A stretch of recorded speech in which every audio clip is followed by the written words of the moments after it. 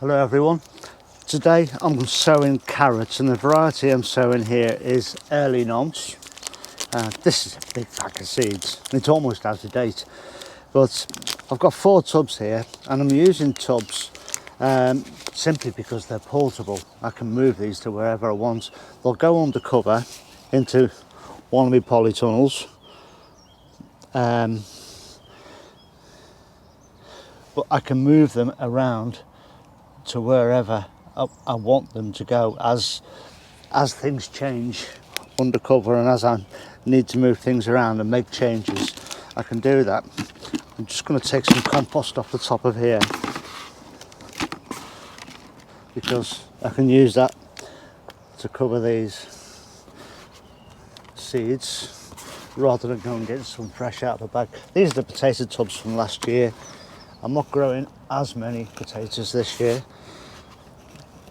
so I may as well use them for carrots. And these should germinate and grow fairly quickly. And I'll be looking to harvest and eat these when they're sort of half size, so they'll be just slightly thicker than a pencil, not very long, but they'll be a welcome harvest nonetheless. And I'm sowing them quite liberally because they're fairly old seed now, but I will need to thin these out, that's for sure. You really want gaps of around 1 or 2 centimetres, really, up to an inch between each carrot. It's just a simple case of coming back and pulling them out, and I'll show you how to do that when we come around, because there's a neat little trick of how to do it nice and easily without damaging the rest of the crop that's staying in. So this is my first sowing. These will go under cover, and now we'll cut, and as if by magic I'll be in my greenhouse. And as if by magic, I'm suddenly home in the greenhouse again. I want to get on with sowing some other seeds. I want to start now with the warmer weather crops. I've got my beast propagator here, and I normally switch this on at the start of January and sow my peppers and my aubergine seeds, get them going in there. But I've left it this year, mainly because my aubergine this year, which is the most important to me at the moment, this one is a patio variety, doesn't need to get so big, doesn't quite need as long a season. So it's enabled me to leave this turned off for all of January and halfway through February, so saving 6 weeks of powering that up just for a couple of plants. It's on now, it's my hobby, and that's what I pay for. I don't go out drinking, don't go and watch football, I don't do all those expensive hobbies. Gardening's my main thing. So the fact that it's on now, halfway through February, and probably about midway through April, it will be switched off. So it'll only be on for a couple of months this year, which is good, the saving. Anyway, getting on with the sowing. These are a variety called Genie. It's an F1, and it's a patio variety, and I got those at Grown Local. I'll put the link underneath, and I think there's only about 10 seeds in this packet. I'm just going to sort of broadcast them onto the top of this compost, and then roughly space them out with a dibber. That'll do. Cover them with some compost, and that'll go onto my Super 7 propagator on my windowsill in the kitchen to get them started. Once they're pricked out, they'll come in here and go on there. This propagator at the minute is warming the compost through, and also I've got, well, this one's empty, but I've got bottles of water on there that I use with another bottle, my bottle top waterer. If I keep the water the same temperature as the soil and the heat in there, it just helps things along. So that's that one done, the aubergines.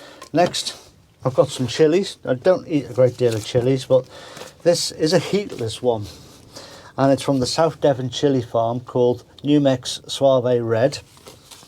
So again, it's exactly the same as the aubergines. Now you can soak these in tea if you want to. Some varieties can be difficult to germinate, and I believe after speaking with JB that it tends to be the ones, and I'm probably wrong in saying this, that actually I'm not entirely sure, but I believe it's the ones that are that have the higher heat rating in Scoville units. But on the 22nd of this month, on Tony's Potty Mouth channel, and I'll put a link down to underneath, there'll be a chili special, a live chili special with JB and Tony, maybe somebody else, don't know, but a whole hour of chili talk. So if that's your thing, if you're right into it, I wouldn't want to miss that. Get in there and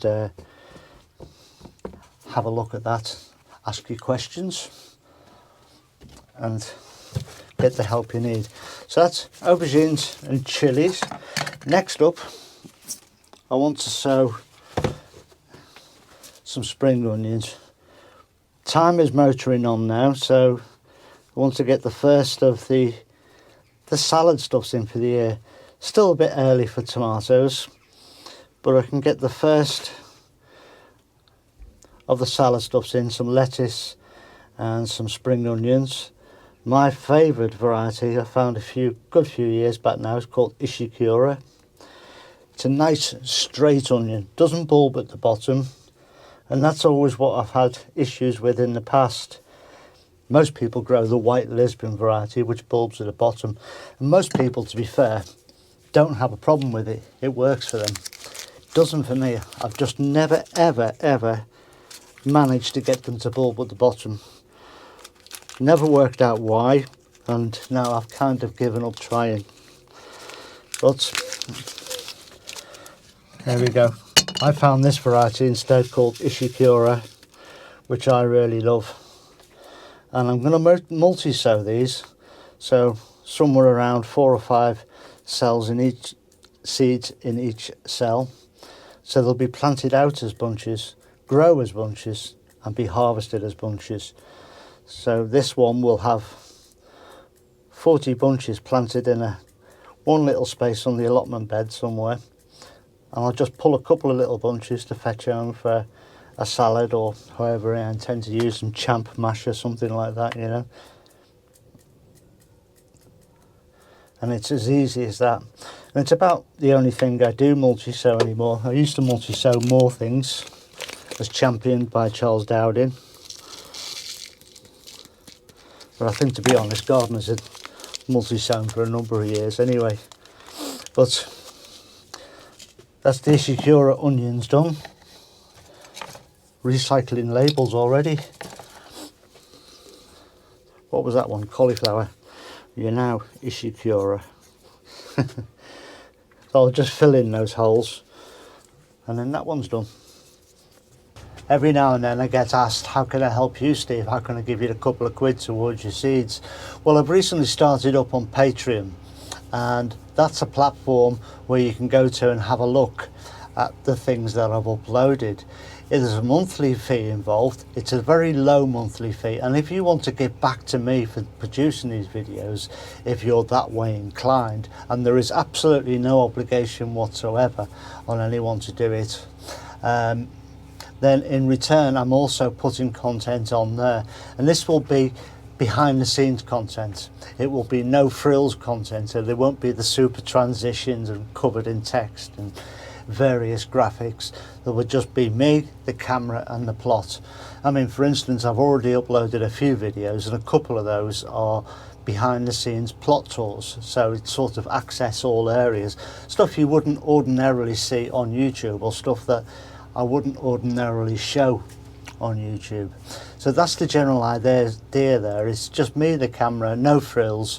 It's a bit more of me and a bit more gardening information and a bit more of an insight. If you're of that mind that you want to help me, then I'll put a link below to my Patreon. You can go and have a look at that and join up if you want to. And thanks very much to those people who already have joined. It's very, very much appreciated, and it does help support the channel. So again, thanks very much. So now I need to get on with sowing some lettuce, and again another little tray, and it will go on the propagator for a day or two. But with this little tray I can sow 4 or 5 seeds, different types in here, just by simply pressing in some little furrows across the tray. Hopefully you can see that. and that's where I'll sow the seeds into. And I'll go fairly heavy because of the time of the year, because of the last year's seeds, and to guarantee that I get something come up. So I'm probably putting 30 seeds in that little rut there. Put a label in,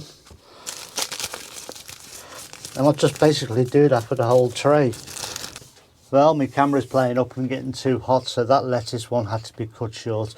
But I sowed 4 varieties in there, and that's where they all are. It was exactly the same as the first variety. I say that's now done. I'll put it on the propagator for a day or two in the house, and then just fetch it in here and wait for them to come up. That little burst of heat is enough to get them going. I feel that's the way I've always done it. But I think that's it for today. Please look after yourselves, everyone. Stay safe, and I'll see you all very, very soon. Ta-ra now.